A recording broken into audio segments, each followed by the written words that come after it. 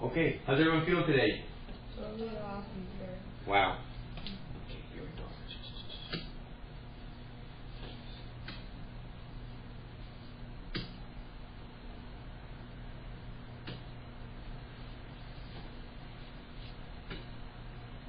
Okay, diffraction, polarization, refraction, Doppler effect, interference. What do all these phenomena show conclusively about light? That light is made up of waves. So by the end of the 1800s, one thing that physicists had figured out was what light was all about. Light was an electromagnetic wave, as demonstrated by the Doppler effect, interference, refraction, diffraction, polarization. And then came along the photoelectric effect. This one single experiment rocked the physics world. You shine light on a piece of metal, the electrons are ejected off the metal. Einstein showed conclusively that in this experiment, light is behaving as if it's made up of particles. So this is where we begin. And this lesson now is about the Compton effect. And I often wonder if Compton liked to shoot pool, because what he did is similar to a typical pool shot, like the one I'm about to show you. Do you think the shot's going to be made?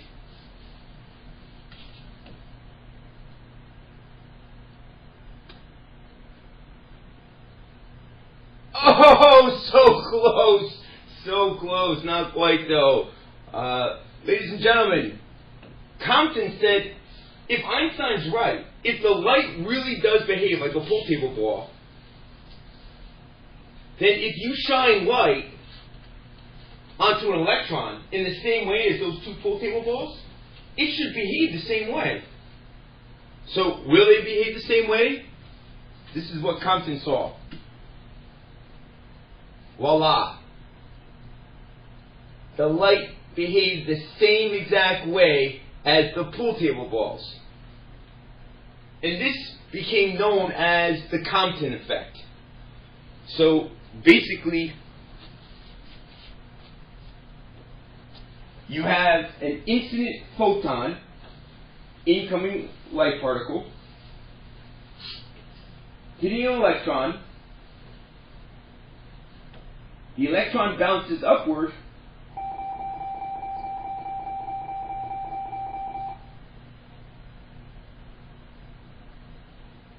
and the light bounces downward.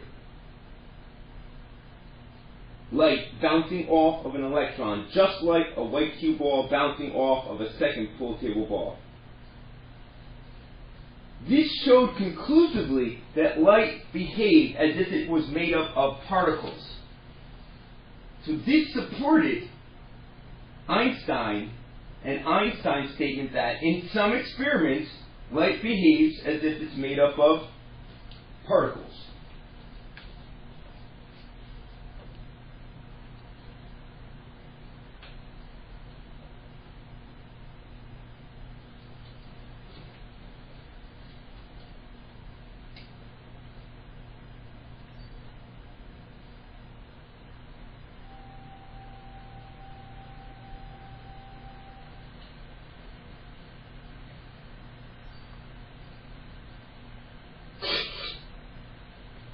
The one thing I don't like about this diagram, if the light is truly behaving as if it's made up of particles, perhaps we shouldn't show it like a wave here. Perhaps we should show it like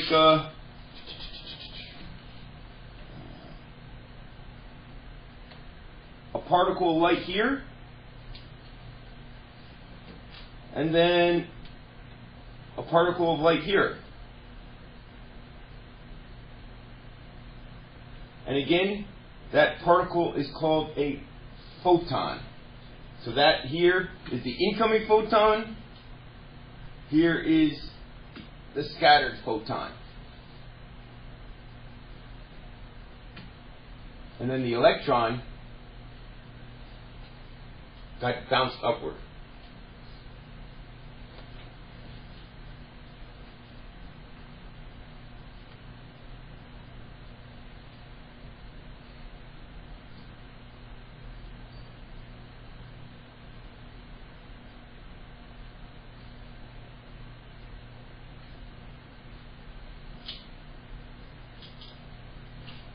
So when you see a collision,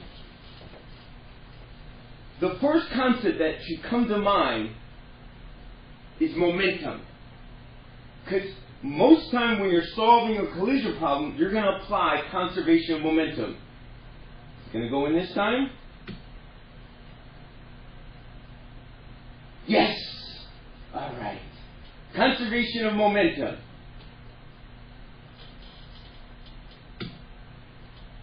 So, before we continue, I wanted to take a look at a conservation of momentum problem in 2 dimensions. Basically, with this problem, the total momentum in the horizontal direction is going to be conserved, and the total momentum in the vertical direction is also going to be conserved. So let's write out the equations for this scenario. Scene 1, you have the incoming cue ball coming in, the strike ball at rest. Scene 2, both balls go off at angles. And you want to calculate the final velocity of each of those balls. It can be done using conservation of momentum. We're going to say that the mass of all the balls are identical. So basically, we know in the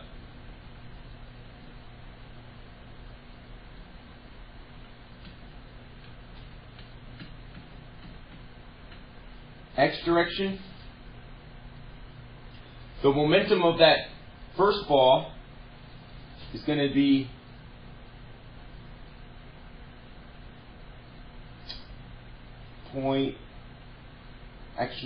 let's write the equation first.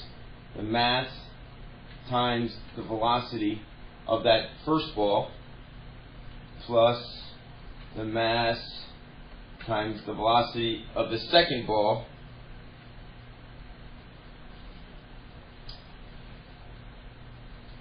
and that's going to equal the mass times the velocity of the cue ball, the white ball, plus the mass times the velocity of the strike ball. But we're only going to be doing the x direction in the horizontal direction.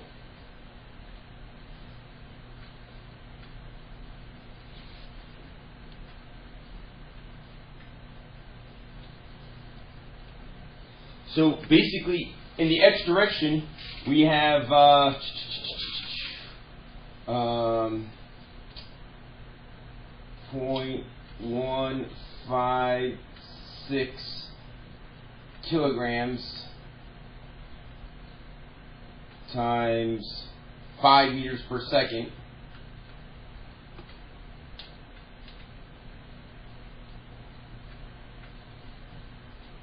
plus 0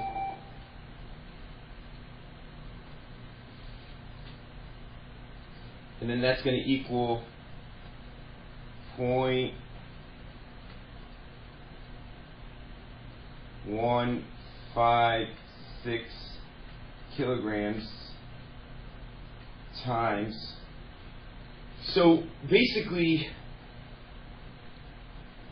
this ball right here, its velocity in the x direction is going to be equal to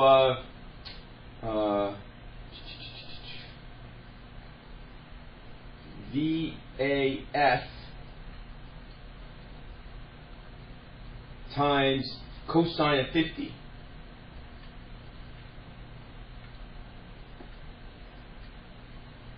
That'll give you the horizontal component of this velocity right here.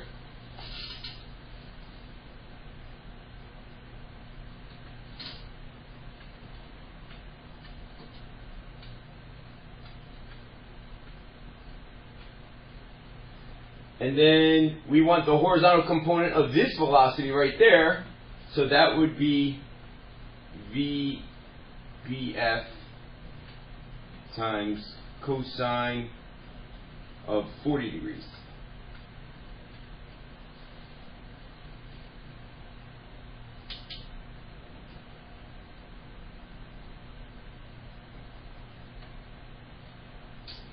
And of course, you can see that the masses are going to cancel out. So basically, we could have done that right at the beginning, but the masses cancel out.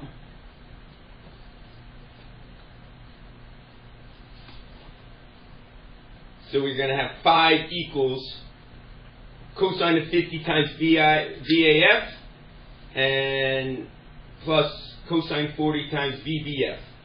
That's just analyzing the x direction of the momentum. Now let's analyze the y direction.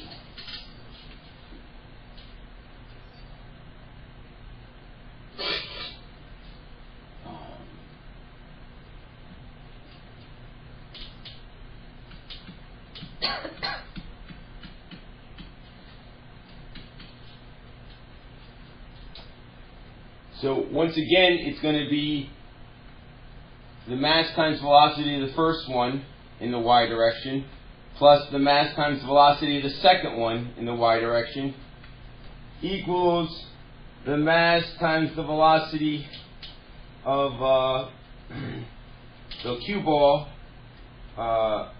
in the y direction, plus the mass times velocity of the strike ball in the y direction. Left side is initial, right side is final.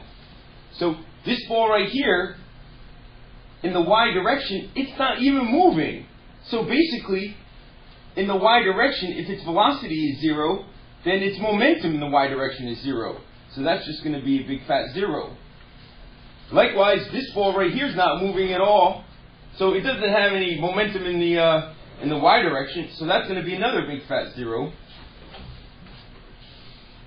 Now, this ball right here is going downward. So you have to be careful because its vertical velocity is going to be, or y direction velocity is going to be negative. So this would be 0.156 kilograms times that velocity, so that's going to be VAF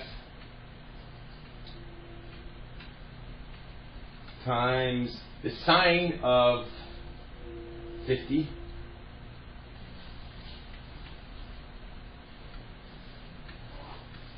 but since that's going down, look, the horizontal or x is this way, but the vertical or the y is down. This is going to be a big negative right here.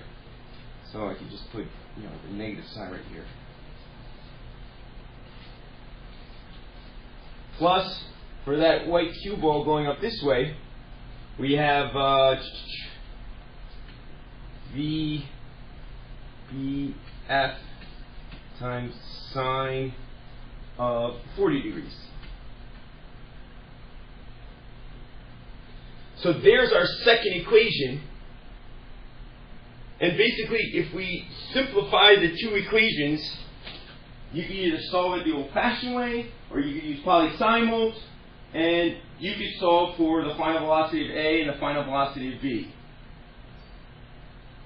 I actually went online, and there's a program. I typed in elastic collision two-dimensional calculator, and I was able to just put in these velocities in these directions, boom, and it crunched out the answers. And those are the final velocities. 3.21 meters per second for the white cue ball, and 3.83 meters per second for the strike ball.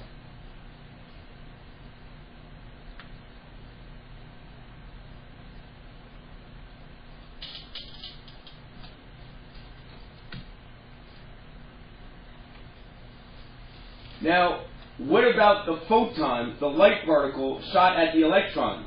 Is momentum conserved during a collision between a photon and an electron? Well, a collision is a collision. So, whether you're dealing with two pool table balls or a photon and an electron, momentum is conserved.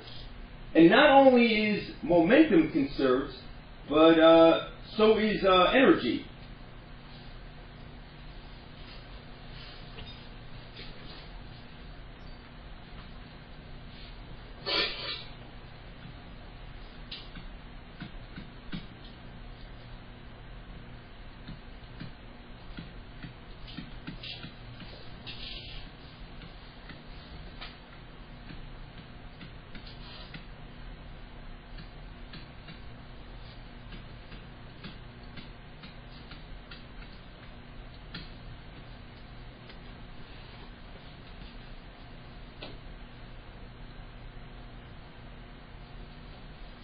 But wait a minute. Does this mean that light has momentum?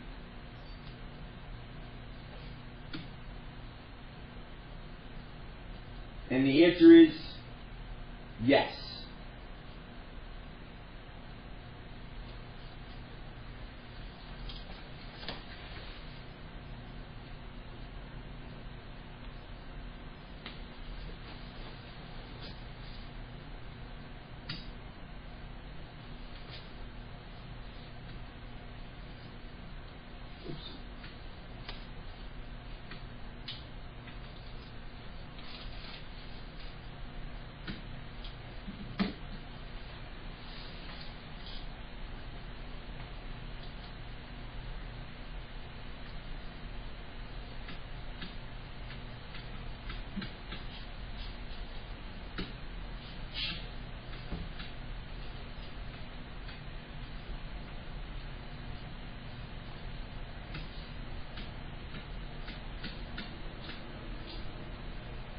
Remember, a photon is a particle of light. So let's start off with our momentum formula. Momentum equals mass times velocity.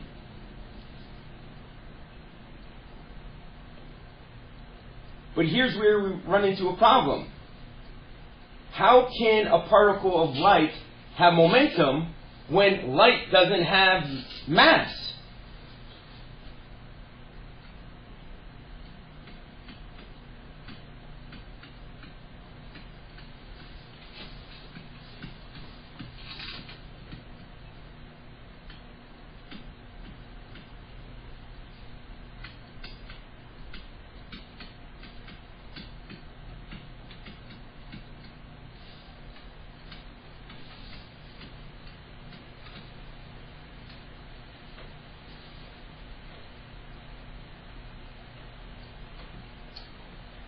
So here's where Compton was stuck. But of course, who saves the day? Good old Einstein. Because Einstein said that energy, and matter, measured by mass, are two forms of the same thing.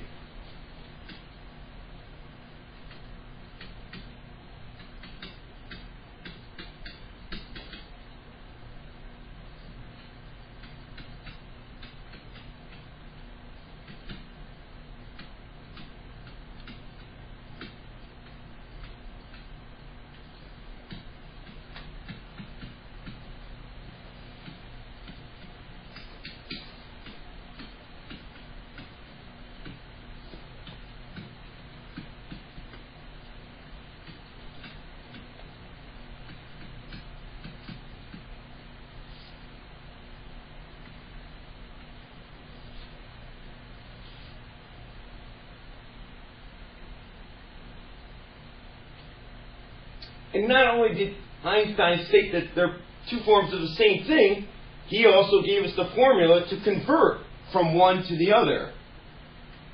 E equals mc squared, where E is energy in joules,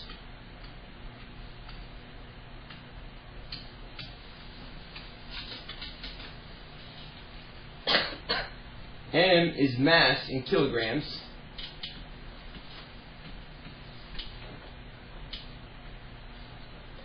And c is the speed of light, which gets squared in the formula. The speed of light in a vacuum, which is 3.0 times 10 to the 8 meters per second.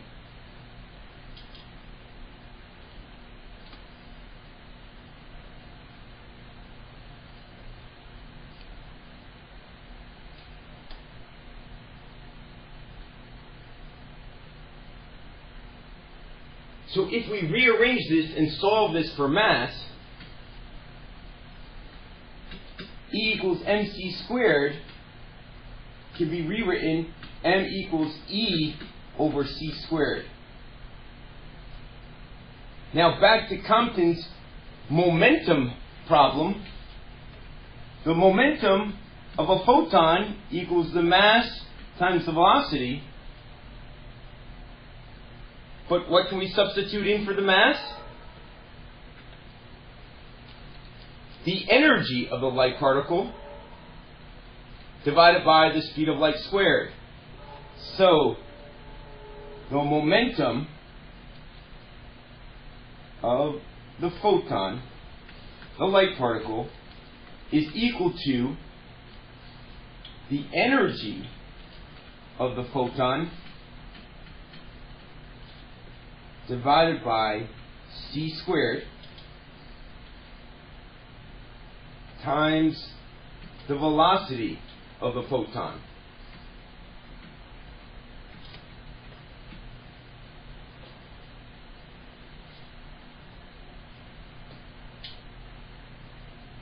But the velocity of the photon, well, a photon is a light particle, so the velocity of the photon is just c, the speed of light.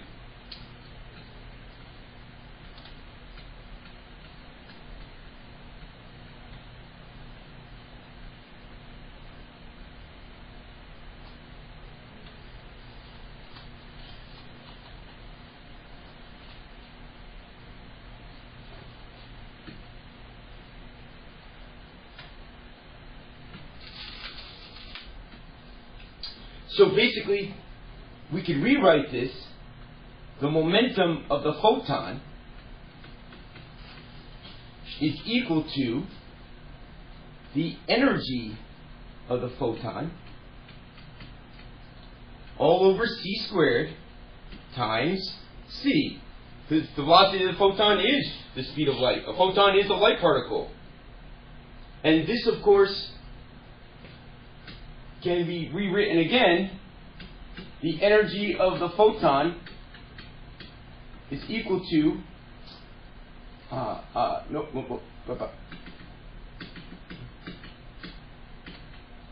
the momentum of the photon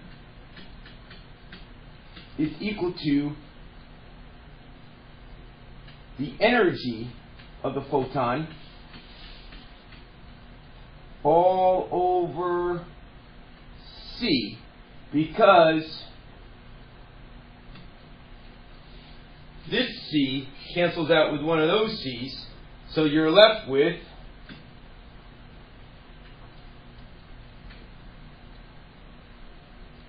this right here. But we're not quite there yet, because we're going to take this one step further. The momentum of a photon, of a light particle, we know that the energy of a photon,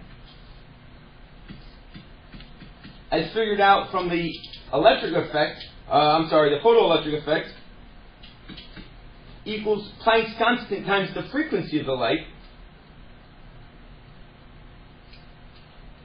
And we know that the speed of light is equal to the frequency of the light times the wavelength.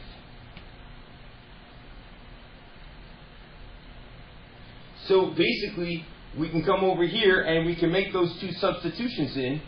For the energy of the photon, we could put in h times f. And for the speed of light, we could put in frequency times lambda from the wave equation. And basically, we get the momentum of the photon is equal to Planck's constant over the wavelength of the light. And this here is the big formula for calculating the momentum of a light particle. Once again, the bothersome thing is the wavelength of the light, that's a wave term.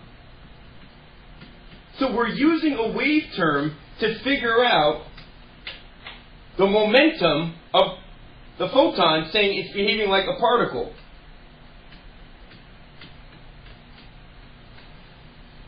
Again, showing the weirdness, of this modern physics. The ordinary formula for calculating momentum is just momentum equals mass times velocity. But if you're going to calculate the momentum of a light particle, you would use this formula right here. And Planck's constant is equal to 6.63 times 10 to the negative 34th joules per hertz.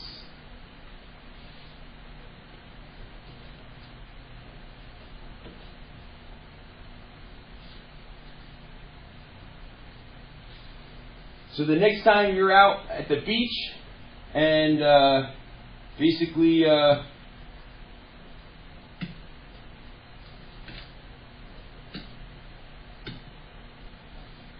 you're out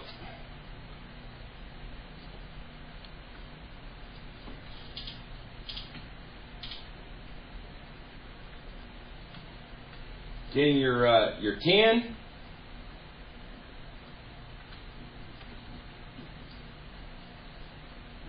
You can think of how those sunlights are actually like little tennis balls, little bundles of energy.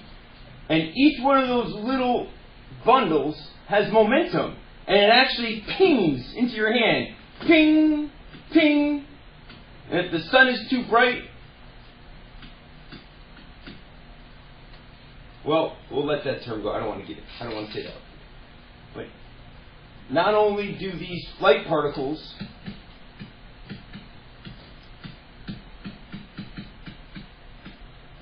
called photons have energy,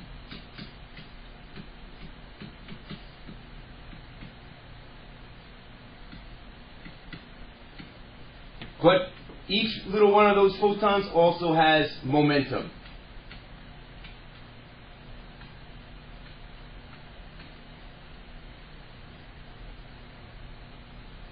So this formula here is for one single photon. You want to know how much energy it has. And this formula here is for one single photon as well.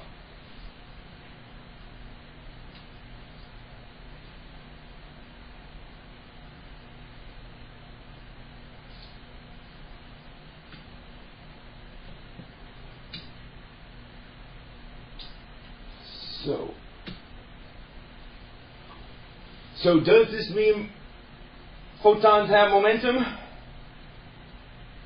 Yes. Derivation of momentum formula for the photon, that's what we just went through.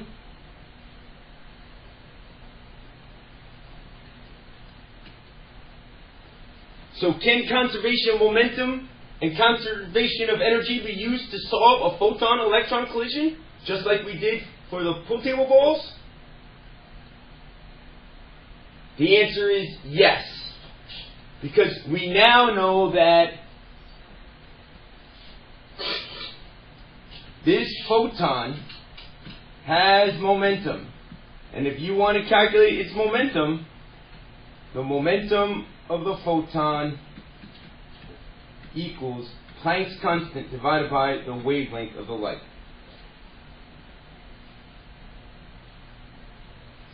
The momentum of the electron can just be calculated mass times velocity.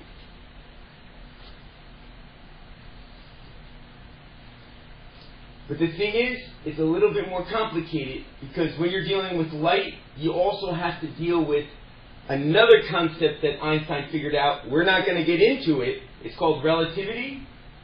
So it would be very difficult for us at this level to actually solve this using conservation of momentum. However, there is a formula worked out for solving this collision problem. You do not have to memorize it. You just need to be exposed to it.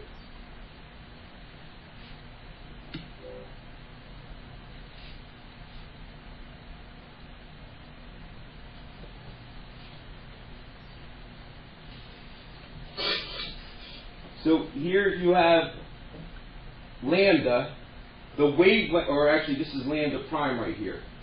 So lambda prime, that's basically the wavelength over here. Okay.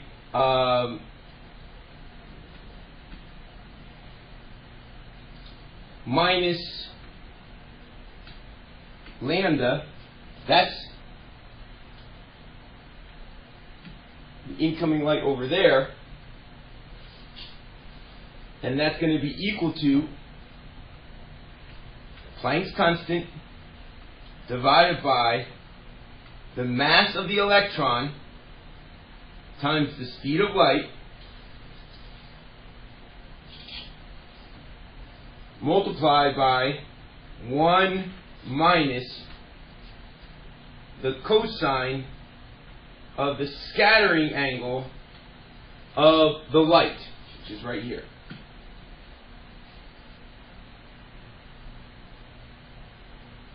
And again, the light here is shown as a wave, but in this experiment, it's really not behaving like a wave. It's behaving like a particle.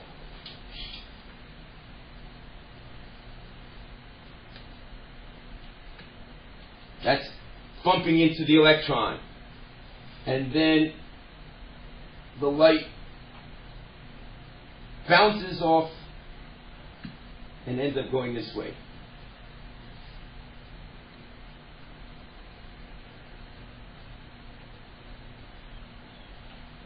Now notice, after the collision, the scattered photon down here is going to have a little bit less momentum than the incident photon over here. And if we look at our formula for the momentum of a photon, the momentum of a photon is going to equal Planck's constant divided by the wavelength of the light. And over here, lambda prime turns out to be, you can see from the diagram, a little bit longer, giving us a little bit smaller of a momentum after the collision, which makes sense. After that light particle hits the electron, it's going to give the electron some of its energy, and it's going to give the electron some of its momentum.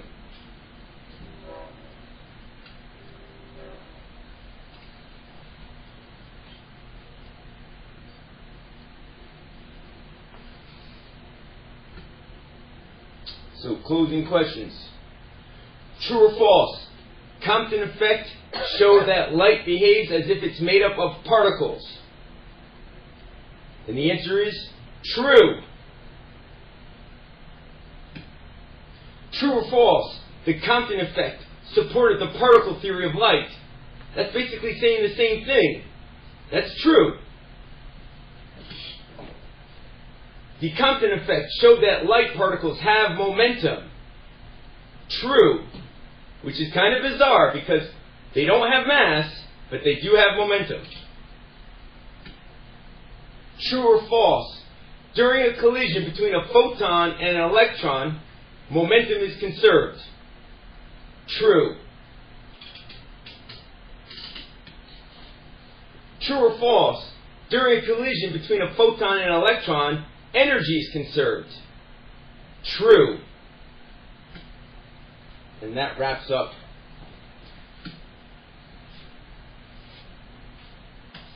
that first lesson.